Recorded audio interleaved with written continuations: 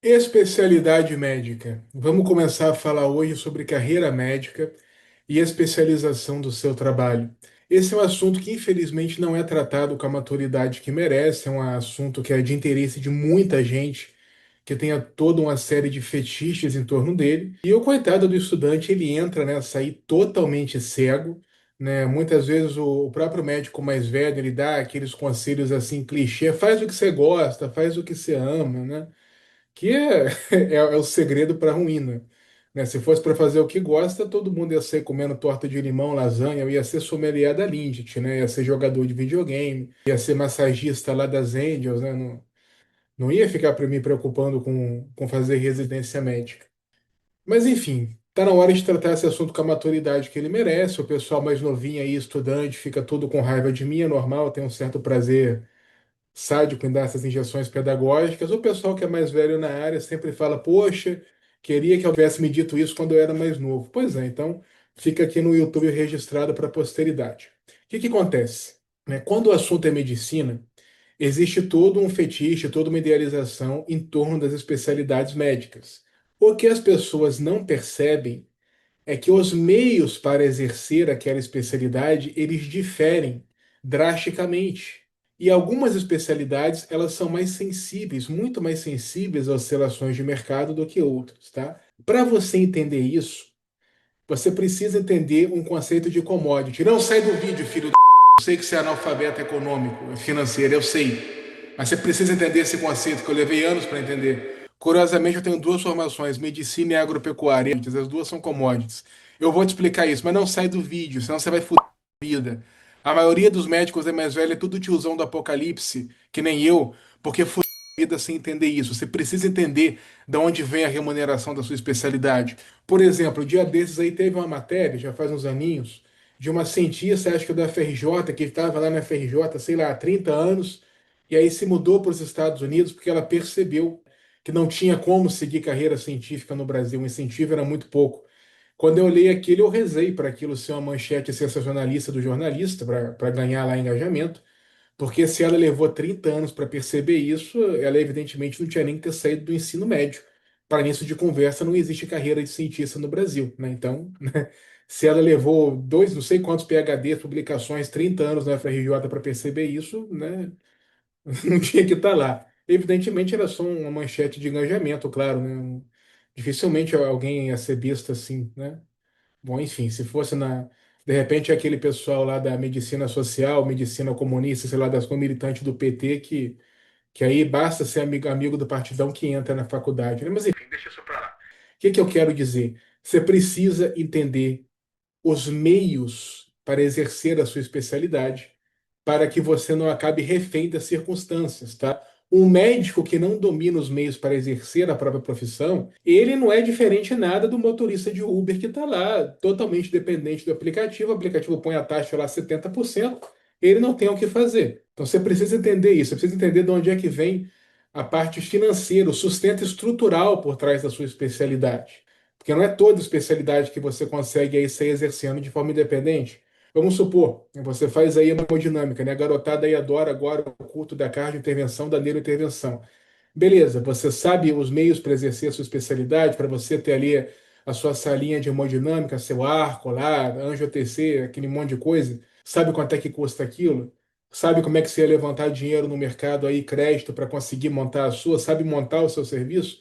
Não, não sabe, né? Então você vai ficar se refém do serviço onde você se formar, o que o seu chefe mandar você faz, e você vai conhecer inúmeros colegas na especialidade que terminaram a sua super e subespecialização e não conseguem exercer porque não caíram nas graças da chefia e acabou, ele não tem meio para exercer. Vai dar plantão de clínico. Não, meu filho, no meu serviço você não entra.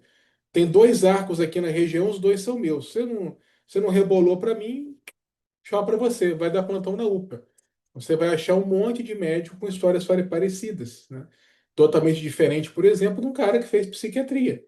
O cara que fez psiquiatria precisa da mesa e na cadeira, precisa nem do consultório que ele faz telemedicina hoje em dia com o mesmo ticket que cobraria no consultório. Então, são meios de exercer a especialidade completamente diferentes. Então, primeira coisa, você precisa entender que toda profissão regulamentada é uma commodity, tá? O que é commodity? Commodity é aquela mercadoria ou serviço que é tabelado, um é igual ao outro. né?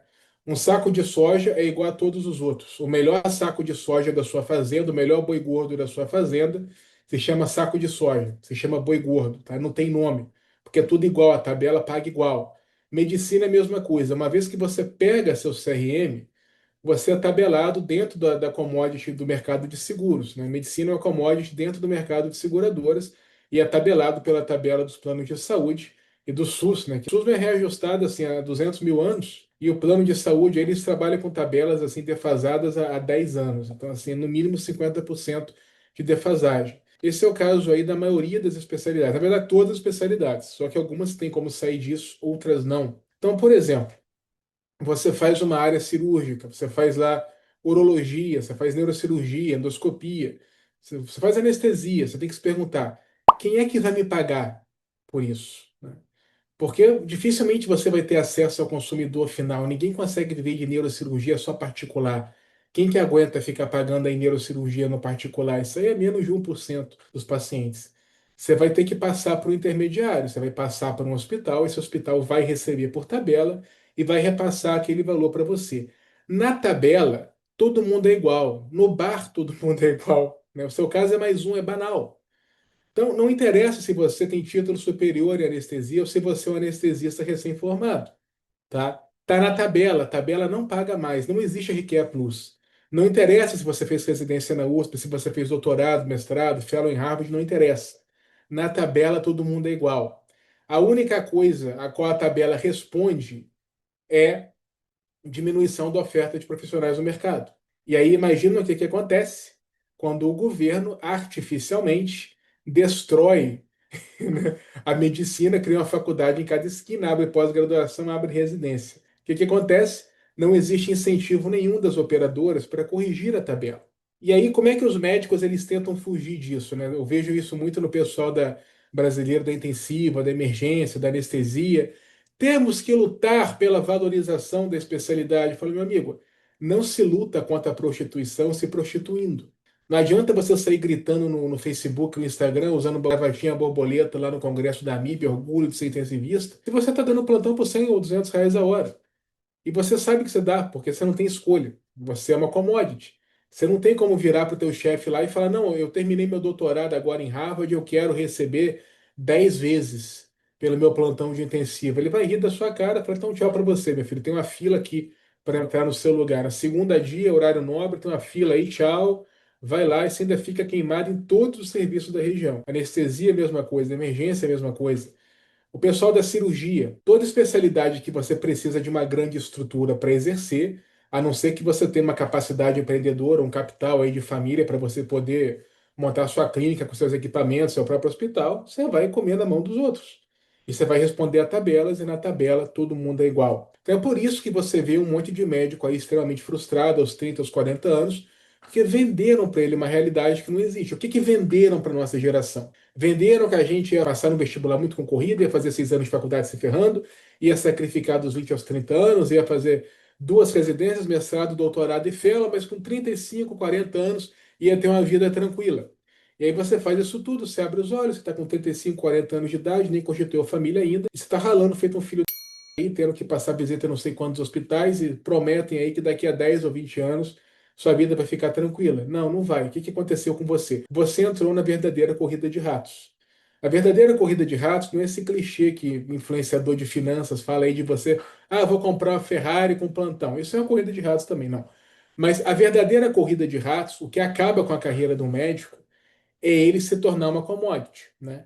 Você ser uma commodity é uma delícia quando você consegue controlar artificialmente os preços do seu produto. Por exemplo, nos Estados Unidos, os boards de medicina eles têm um poder enorme para controlar vagas de faculdade de medicina e de residência médica. Então você controla a concorrência do seu próprio nicho, né? É uma delícia ser commodity assim. É um caso parecido, por exemplo, com cartório no Brasil, né? Tabelião de cartório que é tudo tabelado, mas está ótimo ser tabelado, porque não é qualquer um que abre um cartório e o governo não está forçando aí para ter cartório em cada esquina, tá? Existe um monopólio saudável. Então é ótimo você ser commodity quando você consegue controlar seus preços. Quando o governo destrói esse controle, quando abre uma faculdade em cada esquina, quando quebra esse monopólio saudável, Você perde totalmente o incentivo para exercer aquela atividade, aquela profissão, e quem está exercendo não tem escolha, tá? E aí vendem para você que para você escapar dessa corrida de ratos, o segredo é qualidade, né?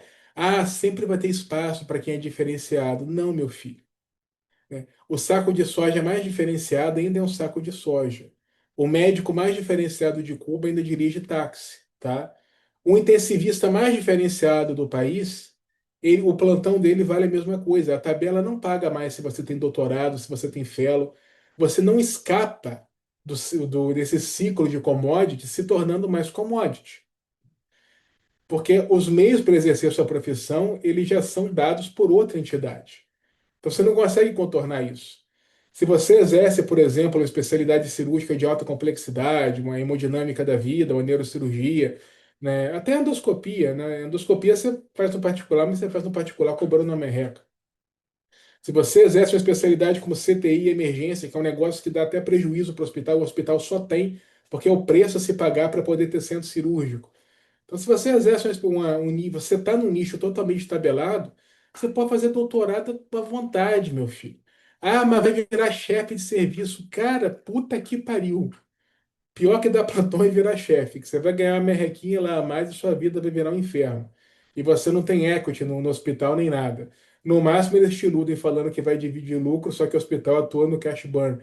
Então, quase nunca distribui lucro, porque não vale a pena operacionalmente lá na parte tributária, né?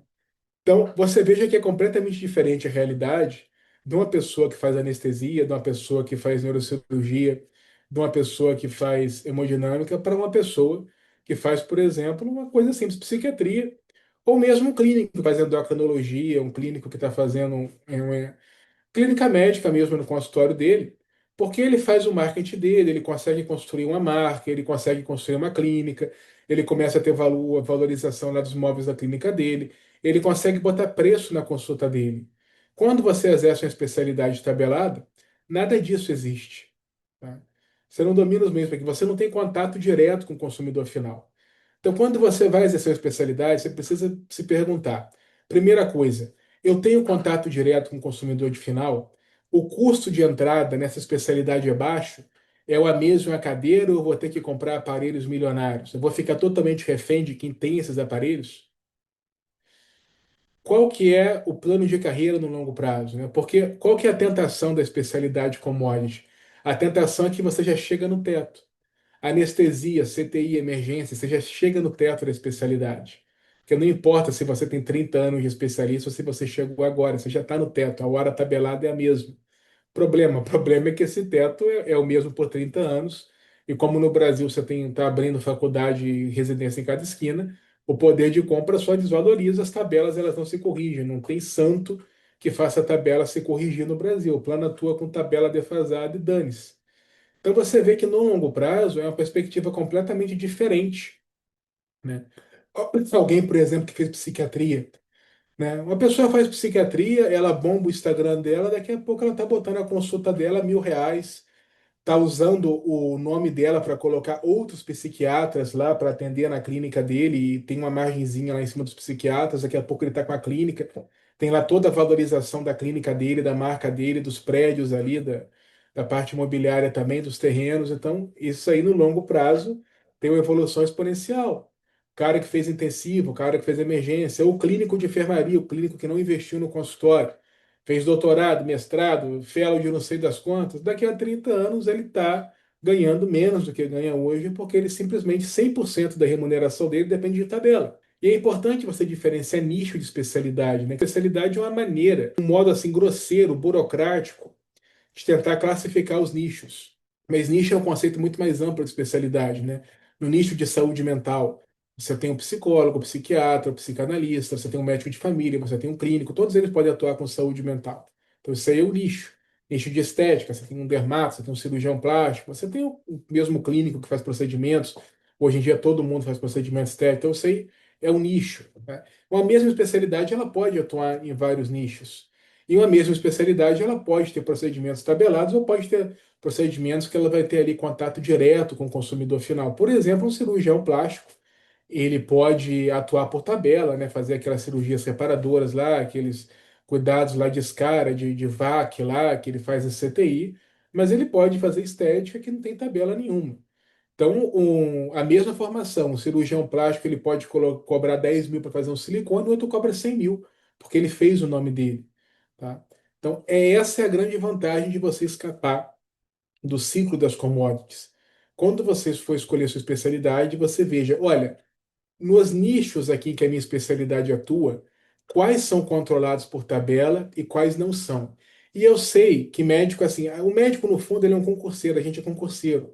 A gente quer simplesmente, beleza, estudei pra cacete pro vestibular, estudei pra cacete pra residência e acabou.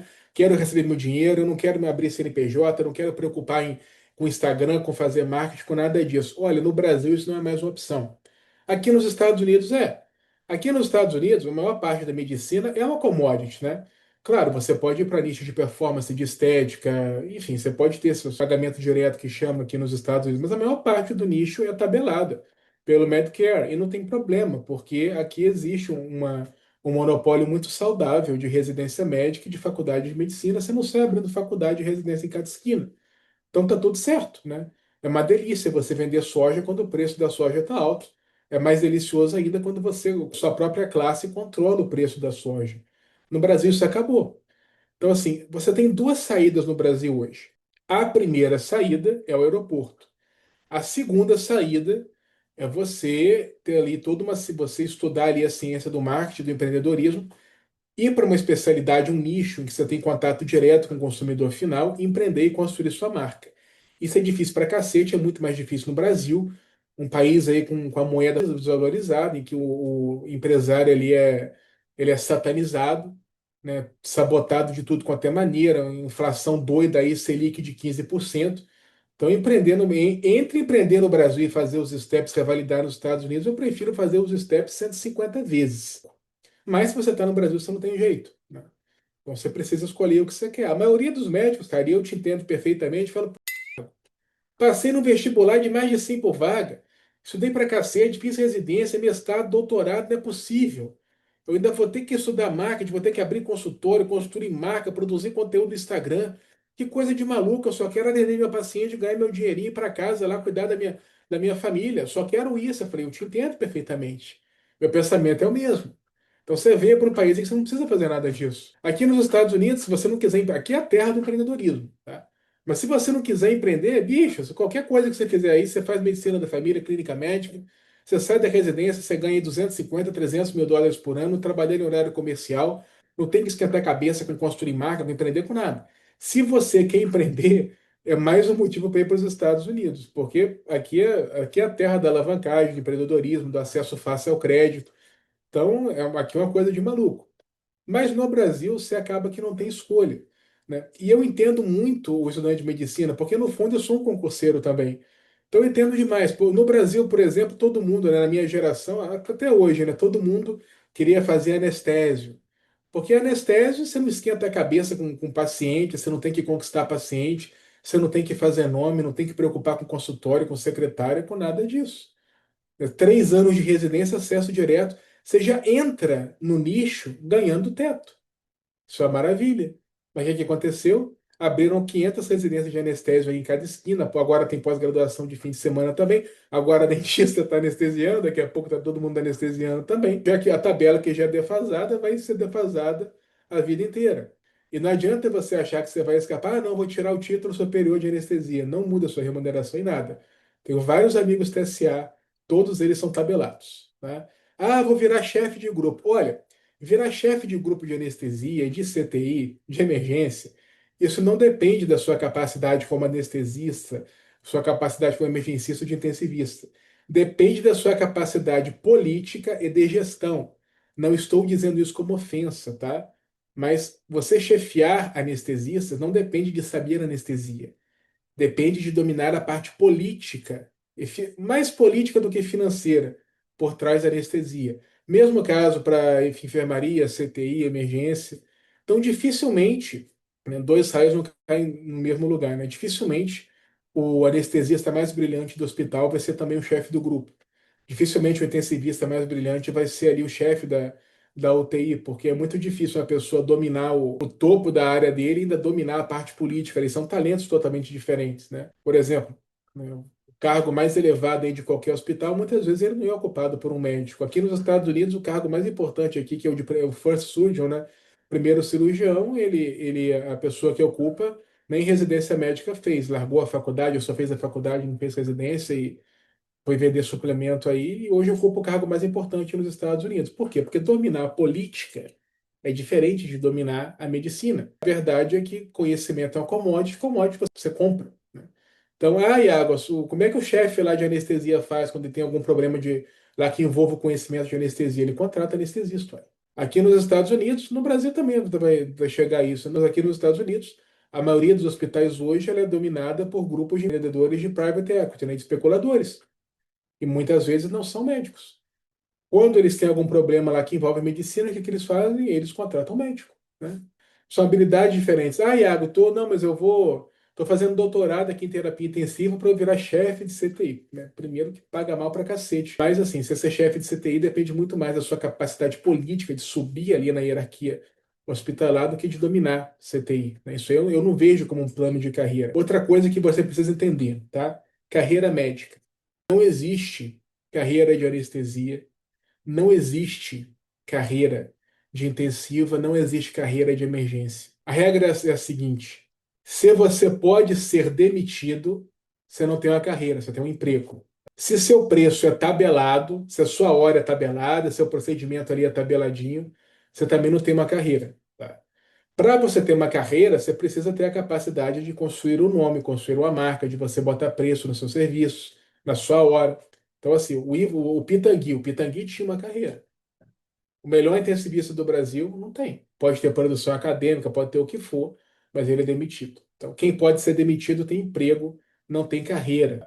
Então, até o conceito de carreira médica você precisa entender muito bem, né? Um psiquiatra que construiu o nome dele, construiu a imagem dele nas redes sociais, trabalhou bem lá com os pacientes dele, contratou outros psiquiatras, construiu a clínica dele, agora tem lá várias clínicas ali ao redor do país, né? O Ítalo Marcilli tem uma carreira. Paulo Musi tem uma carreira, né? O psiquiatra que está atendendo clínica popular, que está atendendo Unimed lá, R$ 55 a consulta, não tem carreira, tem emprego. Psiquiatra que vive de trabalhar em CAP, de dar parecer em hospital, que recebe lá R$ 200 um parecer, não tem carreira, tem emprego. Ortopedista que vive de operar na tabela lá nos hospitais e dá plantão de ortopedia no Rio pagava menos até do que o do generalista. Tem carreira? Não, tem emprego. Tá?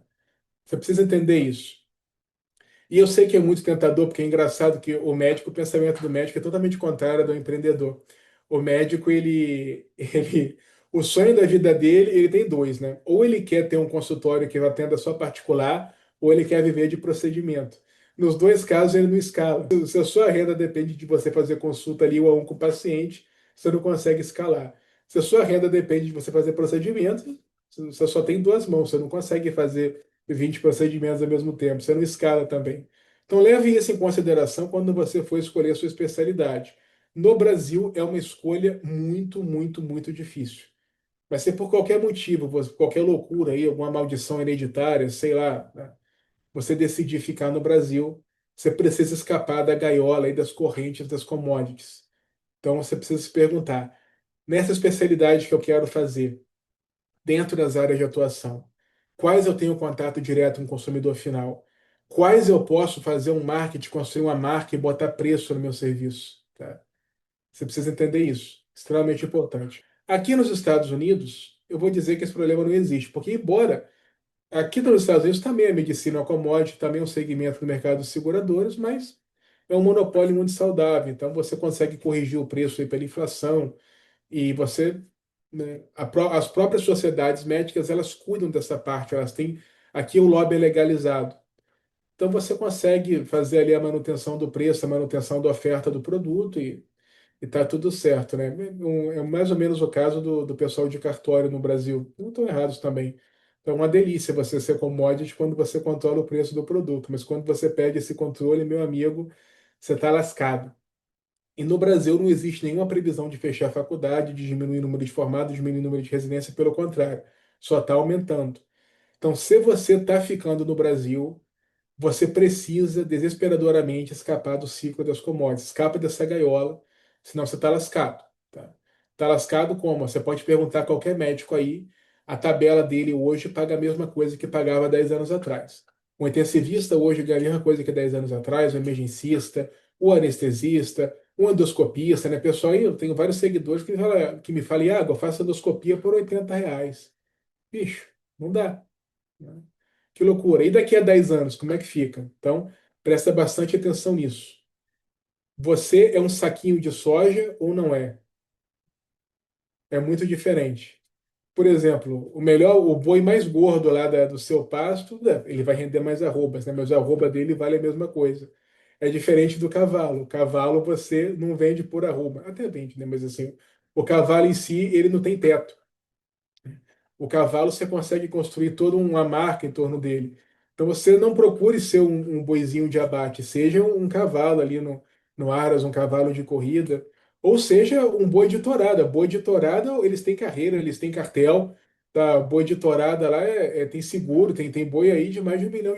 Então, se for ser boi, seja esse boi. Né? Por exemplo, o intensivista, o emergencista, o anestesista, ele é o boi de corte. Agora, se você é um cirurgião plástico, se você é um psiquiatra, mesmo se você é um clínico, né? Só clínico, um endocrinologista, ou um gastro com o seu consultório, e você começa a construir uma marca, você vai lá conquistando os pacientes, você vai expandindo, escalando, contratando outros especialistas lá para sua clínica, aí você deixa de ser um boizinho de corte e passa a ser um boi de tourada. Né? Então, mira nisso aí para a sua vida, porque senão a sua carreira, né? Na verdade, não é nem carreira, né? Mas você entendeu.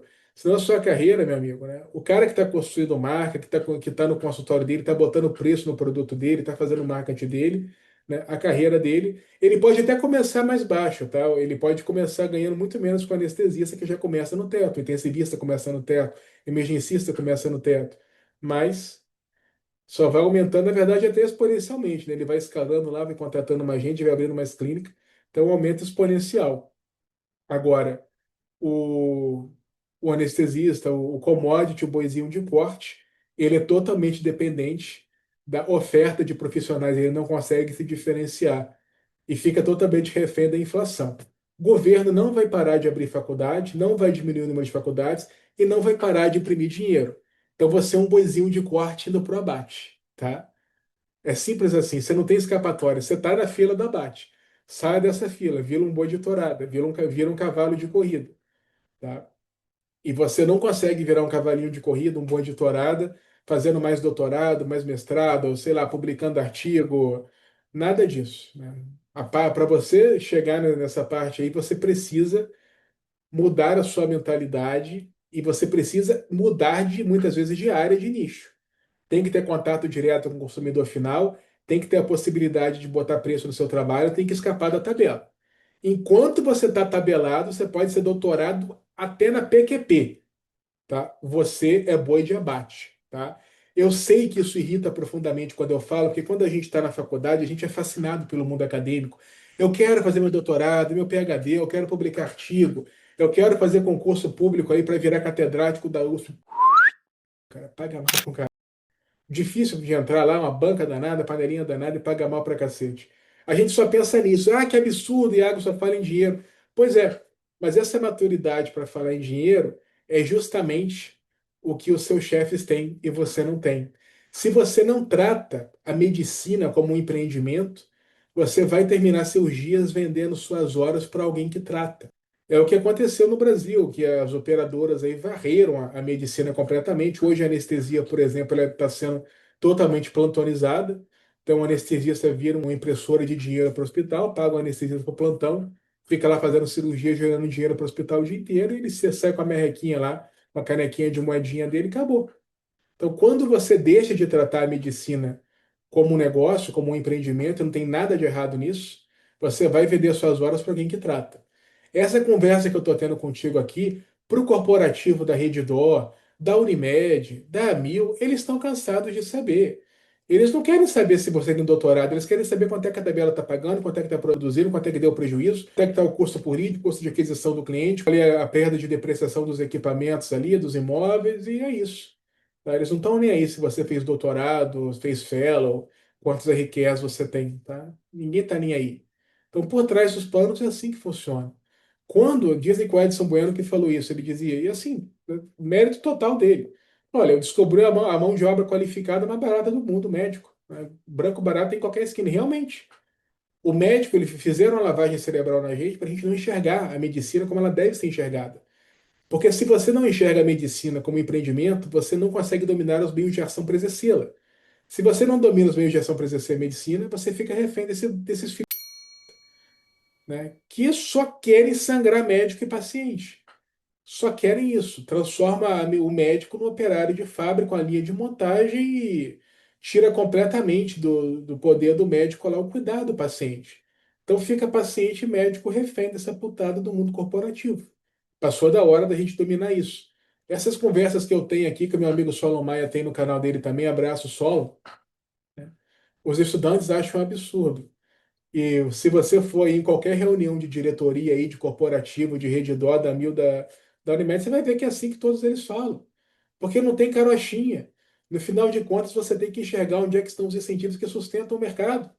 É caro pra cacete exercer medicina, tem um hospital, centro cirúrgico, CTI, emergência, você tem lá toda uma estrutura por trás daquilo e você tem que ter toda uma análise financeira por trás daquilo. Não dá para ignorar isso. Se você ignora essa parte, você vai terminar seus dias servindo, né, dando margem, dando dinheiro lá, sendo explorado por alguém que aprendeu essa parte. Então aprenda essa parte logo, tá? Meu maior conselho para você, cara, não quer esquentar a cabeça com montar branding, montar clínica, aprender a empreender, ter CNPJ. Que assim, se a gente fosse Flávio Augusto, não ia fazer medicina, né? Não precisa nem ter faculdade. Se o cara é bom empreendedor, meu amigo, pô, não precisa de faculdade, ele contrata médico. Você é tão bom assim, não precisa nem de faculdade. Então, assim, não quer empreender, quer só ganhar teu dinheiro, revalida seu diploma nos Estados Unidos, faz os steps, faz uma residência médica aqui, acabou seu problema, tá? Não tem nenhuma previsão aqui de que o governo vai estar abrindo faculdade de medicina, o lobby é legalizado, muitas vezes os boards aqui peitam abertamente o Senado e os deputados, peitam abertamente, tá? No Tennessee teve um caso recente, peitou, não, pode multar a gente, não vai abrir, não vai abrir, e não abre. Então aqui existe muita força das entidades médicas, existe o lobby, tá? Isso aqui não é ilegal o lobby, tá? Então é um monopólio muito saudável, como era o Brasil na década de 80, na década de 90, né? Poxa, médico no Brasil antigamente comprava apartamento em Nova York para especular, né? Quando a medicina tinha dignidade. Então era um monopólio saudável. Vem para cá que você resolve sua vida. Agora, quer ficar no Brasil, quer jogar no hard, aí, cara, não tem jeito. Daí empreender, criar branding, fazer marketing, dominar aí tráfego digital, produzir conteúdo no Instagram e exercer uma especialidade que te permita fugir das tabelas. Não adianta você fazer tudo isso, Iago, tudo isso é do plantão de emergência. Vai, meu filho, não adianta, você pode ser emergencista mais famoso no Instagram. Vai fazer o quê? Né? E não é nem que o hospital é tão assim, não. Embora os diretores, em geral, sejam um bando de filho da puta, sanguessuga, desgraçado, vampiro do caralho, eles realmente não têm por que nem tem como pagar mais para um profissional se a tabela paga igual. Então, assim, se eu sou diretor do hospital, eu sou muito amigo do intensivista, o intensivista acabou de ganhar o prêmio Nobel. Eu falo, cara, parabéns, eu adoro te ter por aqui, você ganhou um prêmio Nobel, você é meu amigo, mas a tabela paga a mesma coisa pelo seu trabalho, não tem de onde tirar dinheiro para te pagar mais, né? Então, tem que entender isso também. Todo mundo responde pela tabela, e se não existe incentivo para corrigir a tabela, que tem profissional em cada esquina, fim de papo. Tá bom? Então, ficamos entendidos por aqui. E a propósito, como eu falei, se você gosta de empreender, cara, empreender nos Estados Unidos não tem comparação. Por quê? Bom, várias coisas, mas aqui tudo te empurra a empreender, né? Todo o sistema tributário incentiva isso. E a verdade é que aqui é muito fácil conseguir crédito, porque o dinheiro aqui é barato. Por quê? Porque os Estados Unidos imprimem dólar sem lastro e o resto do mundo tem que engolir. Então, o crédito aqui é muito barato, é aquela história, né? Se você tem US$ 1, você pega 9 emprestado. Então é um lugar assim muito mais fácil de empreender do que no Brasil. Então, se você por acaso é dessa parcela muito pequena de médico empreendedor, vem para cá que você vai se dar muito bem. Agora, no Brasil, quem ficar vai ter que fazer o chamado empreendedorismo de esperança, que é um negócio bem desesperador. É quando a pessoa empreende porque não tem outra escolha. E aí a taxa de sucesso, infelizmente, é muito baixa, mas não tem jeito. Se você quer ficar no Brasil, meu amigo, não tem jeito. É foda, né? O Brasil é a terra do concurso público, mas não tem um concurso público que presta para médico, cacete. Só concurso bosta para médico. Foda isso, né? Porra, só concurso que paga merreca, sacanagem. Não. É o que tem. É a vida como ela é a medicina como ela é. Se esse vídeo aí foi esclarecedor para você, eu te garanto que foi. Se você é novinho, você vai sentir raiva de mim, mas uns anos depois você vai lembrar do que eu estou te falando e tudo vai começar a fazer sentido. Eu levei mais ou menos uns 10 anos para entender que no final das contas eu estava no mesmo mercado de onde eu saí. Minha primeira formação foi em agropecuária, depois eu fiz medicina, falei, poxa, saí de uma commodity para entrar em outra. Agora que eu entendi, mas eu levei muito tempo, muito cabelo branco para entender isso. Então curte esse vídeo, compartilha aí com teus colegas de plantão, teus colegas lá de faculdade, aquele bando de maconheiro lá, ver se eles tomam vergonha. Deixa teu comentário aí para aumentar meu engajamento, né? Quem tiver interesse em revalidar nos Estados Unidos, ou você vai ter interesse, ou você vai ter, porque o mercado está muito ruim, não tem muita escolha mais não. Então já salva aí meu canal, já deixar aqui linkado meu site, você vai conhecer meus cursos, minhas mentorias, livro digital. Eu tenho tudo para você revalidar seu diploma nos Estados Unidos, que agora o médico brasileiro nem escolha tem mais, né? Garotada me procura. Ah, Iago, eu não sei se eu quero revalidar. Relaxa, meu filho, só você formar. Uma semana de formado, você vai me perguntar como é que revalida na Groenlândia, no Alasca, né? Como é que vai tratar o urso polar lá no, no Alasca? Porque não tem escolha mais, é foda, é foda. Então, presta atenção nisso, tá bem? Um grande abraço e até a próxima.